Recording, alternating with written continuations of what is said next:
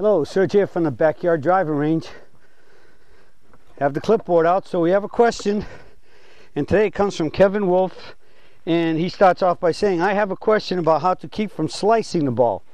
I have a bad back from a previous work injury, and I have 3 ruptured discs in my lower back. I am not hardly able to shift my weight from my right leg to my left leg when teeing off, so I usually slice the ball pretty bad on my drives, but my iron shots are usually fairly good. I've used the same 3/4 swing method for quite a while, but I still have trouble slicing the ball. Is there a drill or practice method I could use to help cure this problem? Yes, we have some drills, and we have some other things that we can help cure it by, first off, trying to maybe figure out what is the problem. Now, you start by saying, Kevin, that you're hitting the irons pretty good, but not the driver, and you're not making any mention of fairway woods or hybrids. So I guess the only thing really hurting you is the driver. So the first thing I'm going to look at is the fact that it's very likely to club. If you're hitting other shots pretty well, which means you're making a good enough swing to get off your back leg, your right leg, and shift to the forward swing, that you're hitting the irons pretty good, then it has to be probably most likely the driver. So the first thing I would suggest is that you go and see a club fitter, a certified fitter, and get your driver checked out. The very fact is it's probably way too long, and it's probably very likely that the flex is the shaft's flex, whether it's a stiff, regular, or whatever, is whatever's on the band is probably not what the shaft is, and it doesn't fit you at all. And so and naturally, because the driver is longer, I do know that we need to make a little bit more of a swing, a little bit more energy to swing a driver to get to the finish. But I think that if it's too long and it's the wrong flex, then you got 2 big strikes against you, which is going to deliver the 3rd strike, a slice. So first off, stop by getting your club fixed. Second issue would be that if you're having trouble getting to the front foot, most of the time when I run into students with those issues, I usually have them flare the forward foot a little bit more, because that allows the ankle, the knee, and the hip to be able to turn through the shot much more easily and with much less stress. And since you have a bad back, you want to give yourself a setup that when you make your transition and try to swing to your finish as much as you can do, it produces the least amount of tension, stress, and strain, which ultimately leads to pain.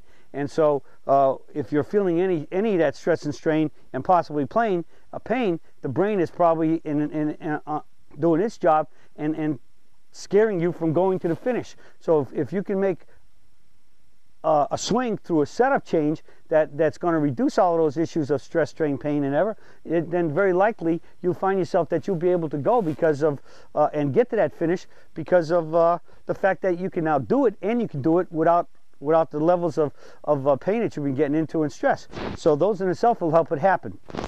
A couple good drills to practice would be anything to do with shifting your weight. So I would just start by let's start with the basic one: skipping a rock on a lake.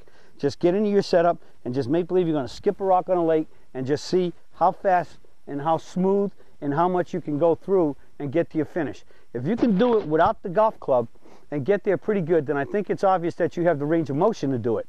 So that range of motion will be all the way to target. Again, if I'm skipping towards the camera, I got in my setup, I can open my forward foot a little bit more and find how much you can open it where you feel less stress and strain going through, and you can get through to the finish where you're going to finish square to the target. So you can skip it up and then recall, and you should be pointing right at where your target is. All right. So then the next thing is, if you can improve that range of motion without a club, then I would say start a golf club and start with a shorter one, and just start making smooth swings and seeing if you can reproduce that same motion and get all the way there with the open foot, which relieves a lot of that stress, because the whole forward side can rotate through the shot better, turn through the shot, and finish square to the target.